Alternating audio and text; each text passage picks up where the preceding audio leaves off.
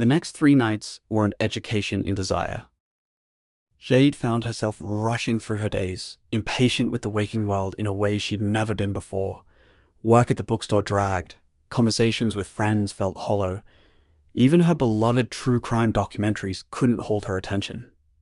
Everything felt like filler, like she was just marking time until she could return to where she actually wanted to be.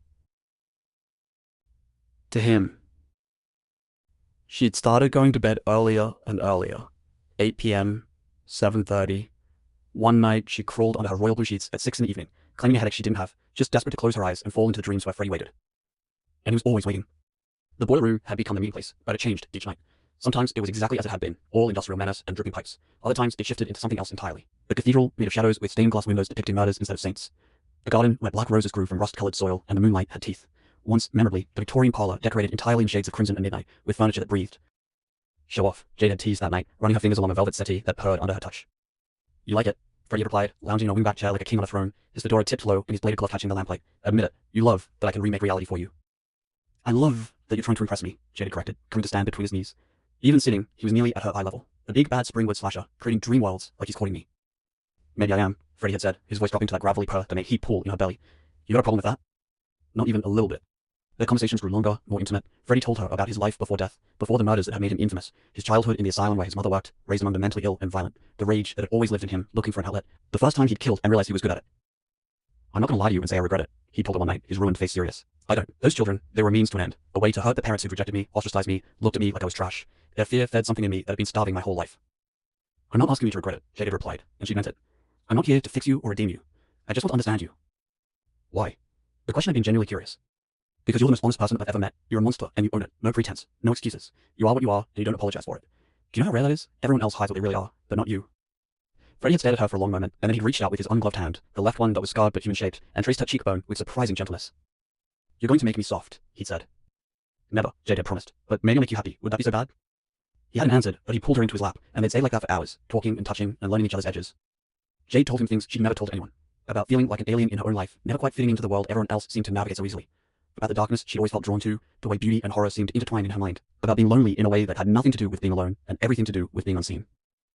I see you, Freddie had said, his fingers tangled in her wild red hair, every part of you. The darkness and the light, and all the twisted bits in between, and I like what I see. Even though I'm crazy enough to fall for a dream demon. Especially because of that. But it wasn't just talking. God, it wasn't just talking. Every night, the tension between them ratcheted higher. Freddie would touch her, always careful with the bladed glove, and Jade would lean into it despite the danger, or because of it. She couldn't tell anymore where her fear ended and her desire began, and she was starting to think they were the same thing. He'd back her against walls that dripped with condensation, cage her in with his arms, and breathe against her neck until she was trembling. His mouth, ruined as it was, would trace patterns on her skin that felt like brands. His voice would drop to that dark velvet purr, and say things that should have terrified her, but instead made her ache.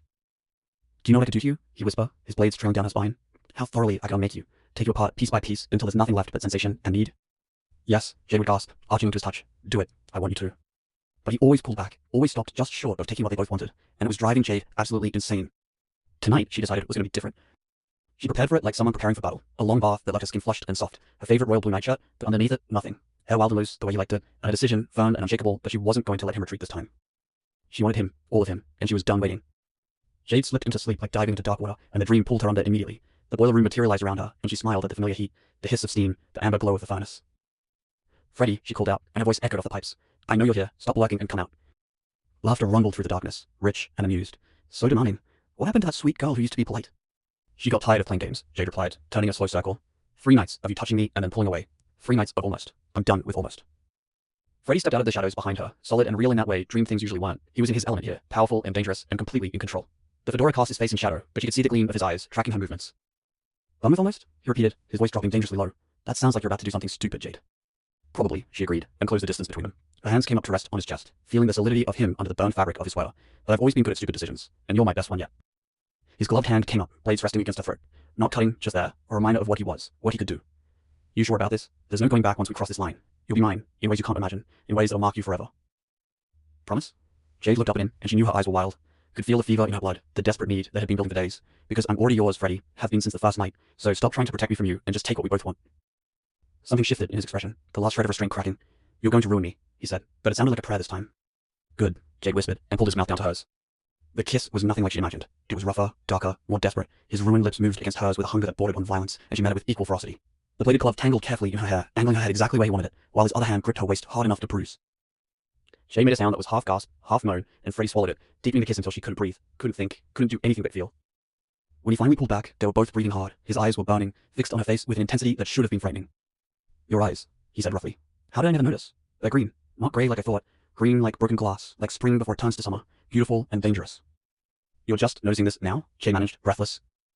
"I'm noticing everything now," Freddie said, and his voice was raw. "The way you taste, the sounds you make, the fact that you're not wearing anything under that nightshirt."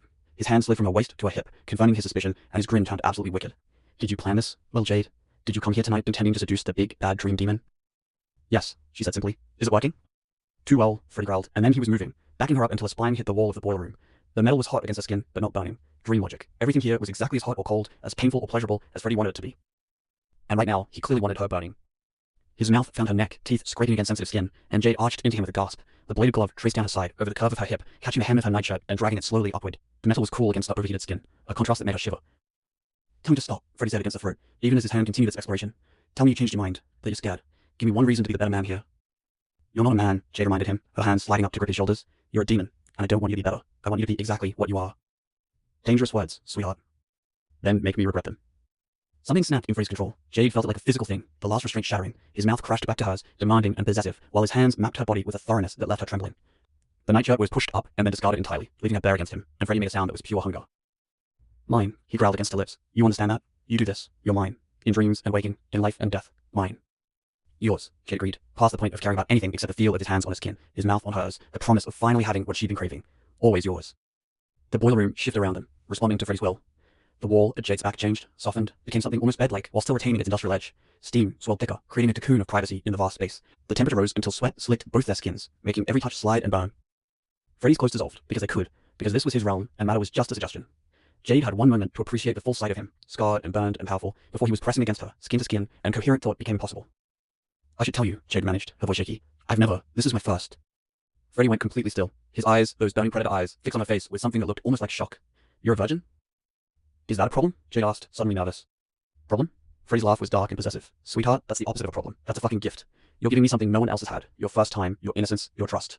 His hand cupped her face, surprisingly gentle. "I'm gonna ruin you for anyone else. You know that, right? After me, no mortal man is ever gonna compare." "Good," Jade said, regaining her confidence. "I don't want anyone else. Just you." "Just me," Freddie repeated, and something fierce and possessive blazed across his face. "All right, little virgin, let's make this memorable." He kissed her again, slower this time, but no less intense. His hands moved over her with purpose, finding every sensitive spot, learning what made her gasp and what made her moan. He took his time, building her need higher and higher until Jade was writhing against him, desperate for more. "Please," she finally begged, "past pride, past fear, past everything except one. Freddie, please." "Please what?" His voice was dark velvet and sharp edges, teasing.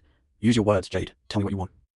"You," she gasped. "I want you. Inside me. Now, please." "Since you ask so nicely." He positioned himself, careful despite the hunger in his eyes, and paused. "This is gonna hurt," he warned. "First time always does. But I've got you. Trust me." "Always," Jade said, and meant it. Freddie pushed forward, slow but inexorable, and Jade cried out at the sharp pain of being breached. He stilled immediately, letting her adjust. His forehead pressed against hers, and he was breathing harsh. "Breathe," he commanded roughly. "Just breathe through it. I've got you." Jade did, forcing herself to relax, and gradually the pain shifted into something else. Fullness, pressure, a dark pleasure that built with every small movement. She experimentally rolled her hips, and Freddie groaned.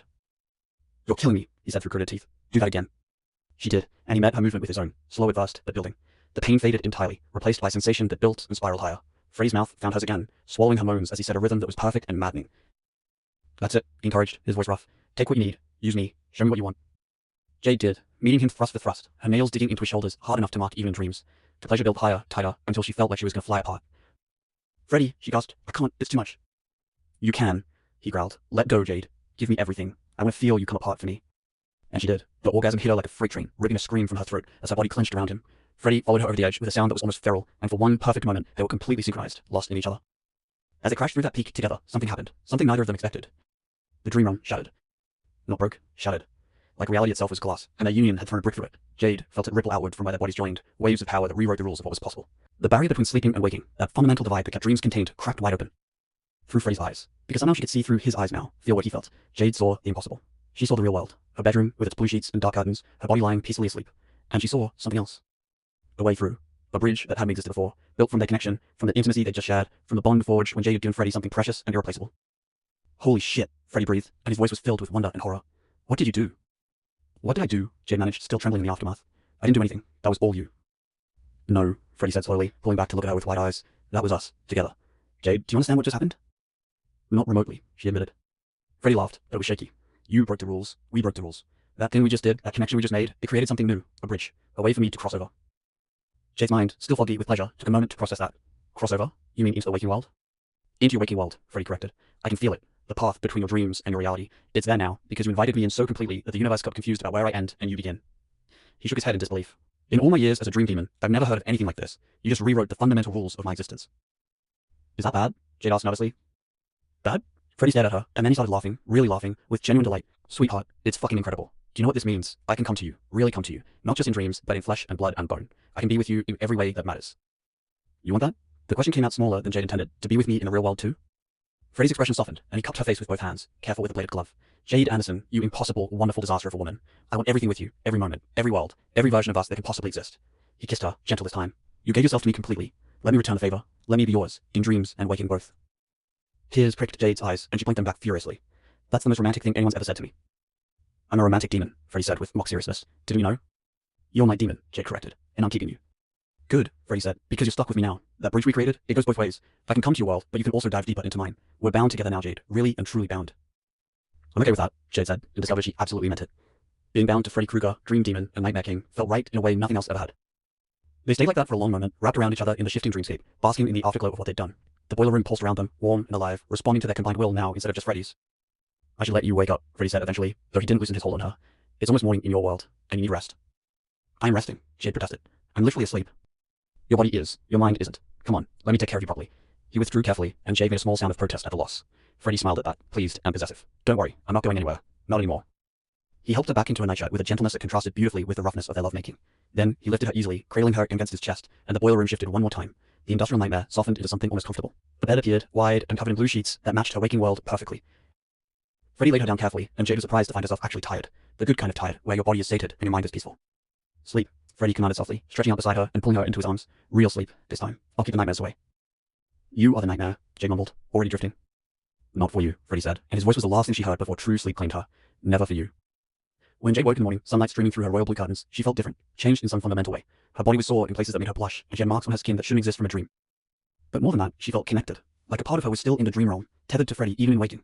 She could sense him, distant but present, a warm weight in the back of her mind that said mine and yours and ours. Jade smiled and stretched, wincing slightly at the pleasant ache between her thighs. Her first time. She'd given her virginity to a dream demon in a boiler room nightmare, and it had been absolutely perfect. Her phone buzzed with work reminders and friend messages, pulling her reluctantly toward the demands of the day. But Jade found herself less impatient with waking life than she'd been recently. Because now she knew that the separation was temporary, that Freddy had a way to reach her, that they'd created something unprecedented together.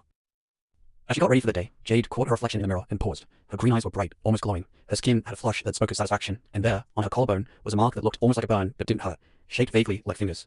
Like a hand had gripped her there, claiming her. Freddy's mark, his claim, his promise. Jade traced it with her fingertips and smiled. Tonight, she thought. Tonight I'll sleep, and we'll see what this bridge we built can really do. But she didn't have to wait until tonight. As Jade moved through her kitchen, making coffee, she felt something shift in the air, a cold spot in her warm apartment, a shadow that moved wrong, too thick, too present. And then she heard it. His voice, not in her head, but real and physical and impossible. Miss me already? Jade spun around, and there he was, Freddy Krueger, standing in her kitchen in broad daylight, as solid and real as anything else in her apartment. The fedora, the striped sweater, the glove catching the morning light, all of it real. Holy shit, Jade breathed. You're actually here, in my apartment, in the real world. Told you, Freddy said, and his grin was wide and triumphant. You built me a bridge, sweetheart, and I'm not nearly noble enough not to use it. He looked around her apartment with interest, taking in the blue decor and gothic aesthetic. Nice place, very you. You can't just appear in people's homes, Jade protested, but she was already moving toward him, drawn like a magnet. I can in yours, Freddy said. That's the whole point. You're mine now, Jade, which means your space is my space. Your world is my world. Wherever you are, I can be. He pulled her into his arms, and she went willingly, still marveling at the solidity of him in daylight. Get used to it, beautiful. You're never getting rid of me now. Good, Jade said, and kissed him right there in her sunny kitchen, where monsters weren't supposed to exist. But Freddy Krueger had never been good at following rules, and Jade Anderson had never wanted him to start. They'd broken the barrier between worlds, with nothing but desire and connection, and a love that was too fierce to be contained by something as flimsy as the divide between dreaming and waking. And now, they had everything. Every moment, every world, every possibility. The nightmare had become real. And Jade couldn't wait to see what happened next.